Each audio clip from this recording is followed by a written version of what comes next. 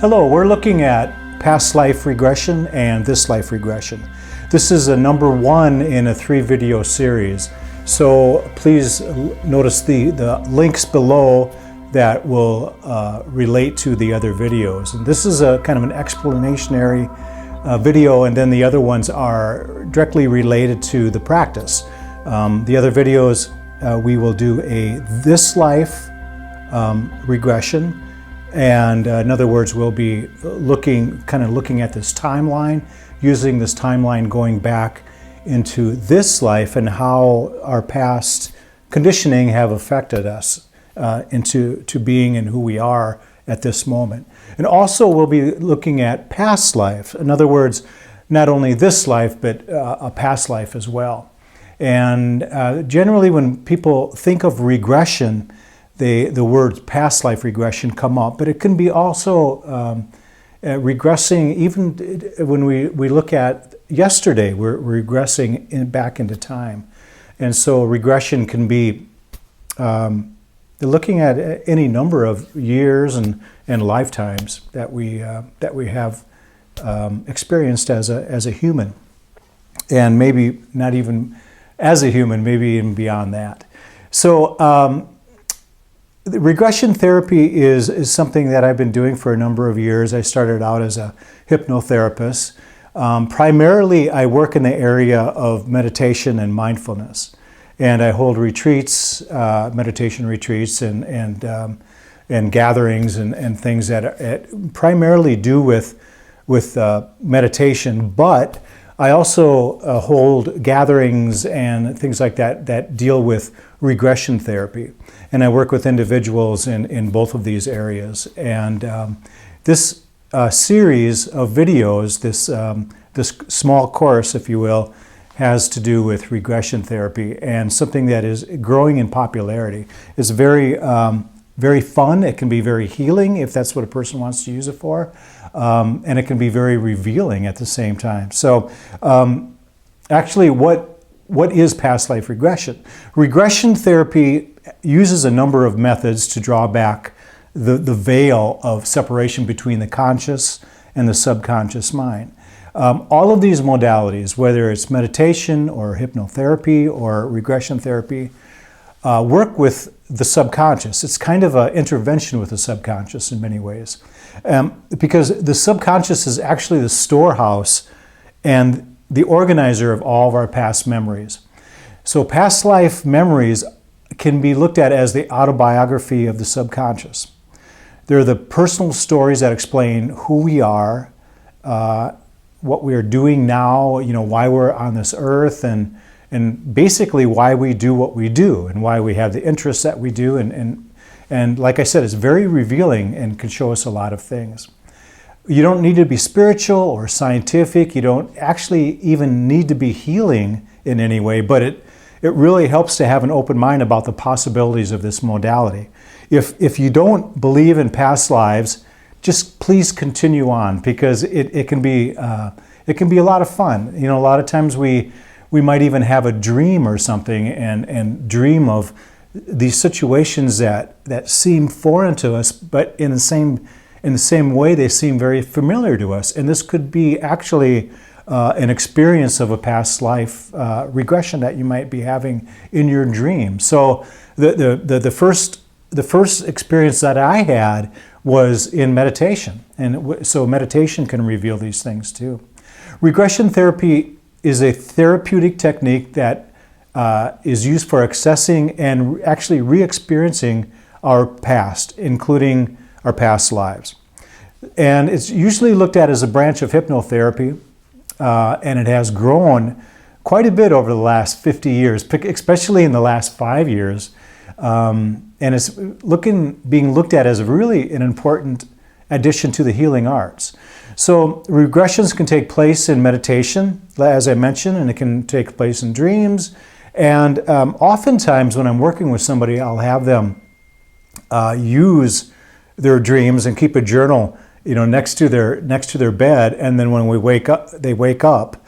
We all experience this. We wake up and that dream is quite fresh in our mind, and I encourage them to write a few things down that will kind of prompt them or trigger something so that they remember the entire dream. So we wake up and we dream and we write down some key points of that dream, and generally we can remember the whole thing. But if we don't write down anything, it'll within 24 hours or even within a few minutes sometimes, it'll be completely forgotten. So dream work can be is encouraged, and it can be very beneficial in this kind of modality in regression therapy. So primarily what I want to talk about are the benefits of regression therapy, and how you might be able to benefit from it. So some people, they try this regression therapy simply out of curiosity. They want to see who they were in the past, but for most, it's a path of personal growth and for healing. And it can help us understand personal relationships. Why are we drawn to a particular type of person? Maybe the bad boy syndrome. I had a sister, for example, that was drawn to these tattooed kind of bad boy type people. And why? Why was that? There was nothing in this life that we could possibly think that could have led her, to that kind of liking, but that's what happened. Some people, like long hair or short hair or no hair, and why is that? Sometimes we're drawn to different ethnic groups, and sometimes we fear different ethnic groups as well. It also energizes talents and abilities of the past. So we can understand why some people are musical, some people are artistic or linguistic. They pick up languages very, very easy. People have known to speak other languages when they're in a trance. I've experienced this where sometimes it's just a short spurt, just a different language coming out that is not even a language that is even known in our culture today. And I've had clients speak French where they actually don't know any French, and they're experiencing a time that a regression when they were in France, or what seemed to be France, or near that region anyway. And also, this regression therapy can release fears and anxiety, so it's very healing in that way. So we can have traumas and things like that that are linked to our past. Why do we have fears of heights, water, certain types of people, as I mentioned? Maybe fears that can be better seen as false in many situations by going back into a regression. So oftentimes in this life regression, we'll go back into a time where we experience these things that cause trauma for us. So we see them as a bystander. We see them actually right before they happened, and then we see the falseness behind it. Fear being false evidence that appears real, and that's true with things that can cause trauma. And then these traumas are triggered within the life that we have now, and also that these triggers are seen as something that can happen in the past. And as we know, as most of us know anyway, most of our fears, or all of our fears, are actually found in the future. Something that we come upon, that we are afraid, they're fearful that this is going to happen in the past. So we can see all these fears as going to happen, but the triggers happened, the thing that triggers them happened in the past. That's why we have these traumas. Also, it releases physical problems related to past life traumas or past traumas. The subconscious mind, for example, has a way to repress or hold in emotions. It's actually like a protection overload for us, but the subconscious mind does this in such a way, it's a built-in mechanism to protect us, to protect the conscious mind basically from information overload. But this is not always healthy for us, because repressed emotions are not good for the body. So once released, we can learn from and let go of the repressed emotions. It also helps us understand and align with our life's purpose. Why do we have this calling in life that we're compelled to do something? So it's not uncommon for somebody to drop all they've been doing for years so that they can kind of do what they feel is their purpose in life. So there's this discovery of why we have been put on this earth. And also, a regression removes one's fear of death. Death being more than an idea or a learned concept, it's probably the greatest fear that we have. So we're going back into fear again. When people often look at fears, it often comes back to death as far as the most awful thing that can happen to us is that we die. And actually, when we look at that and we understand that we have a really good chance of living more than one life, and we go through these deaths every systematically, whether it's every 50 years, 60, 70, 80 years, that we keep going through these deaths. And then we realize that there really isn't anything to fear about death itself.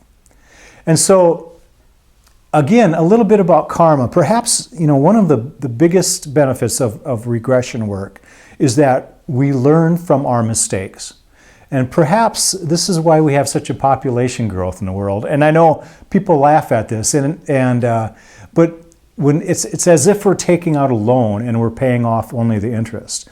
We're too preoccupied with our desires and not working hard enough on cleansing our past mistakes and living in the present moment where none of these mistakes and these situations that we had been conditioned to have from the past are no longer existent.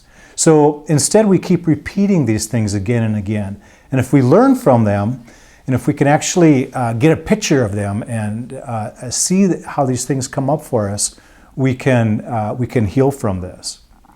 So how does the healing actually work? Let's talk about that a little bit, because past life regression is very, very healing. All regression work is healing.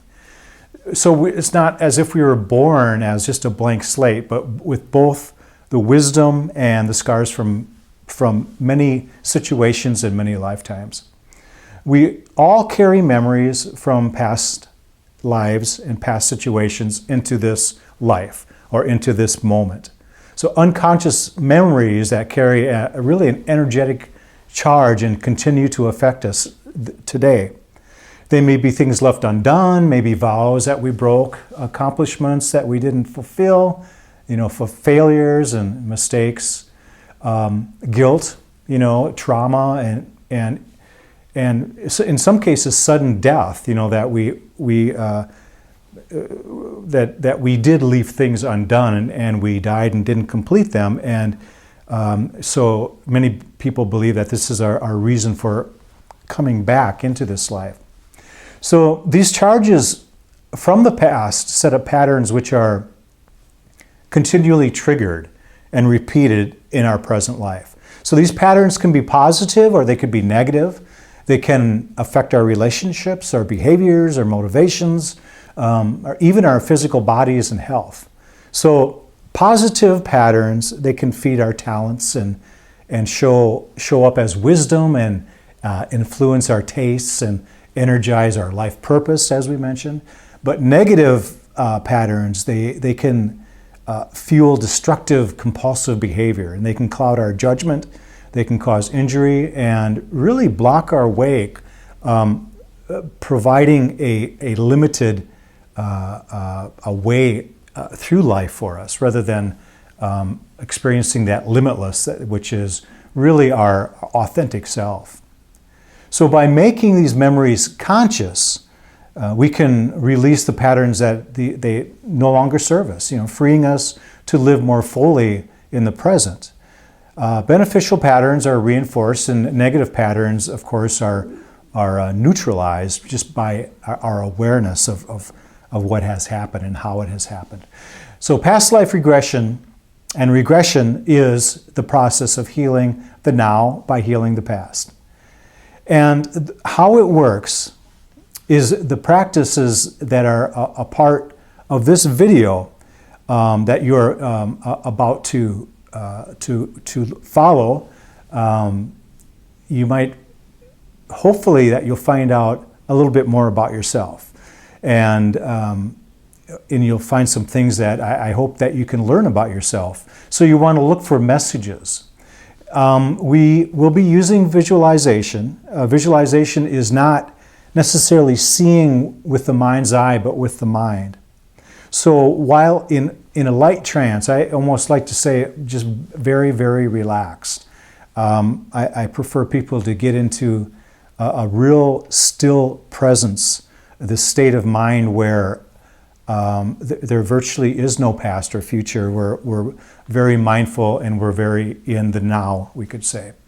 And then give ourselves permission to open up and allow the subconscious to come out. So we may experience memories as like a vivid movie once we actually start the regression, or you might see just flashes of images. There might be some narrative and some kind of, you might hear voices, you might even hear gunshots or explosions. Like, let's say that if you're on a battlefield, I doubt that it would be completely silent, for example. There's things going on.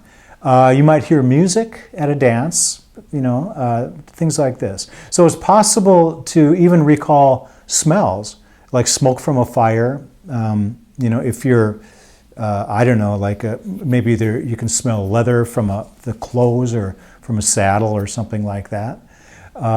So as the story unfolds, you feel, or can feel, real emotions. And most people do.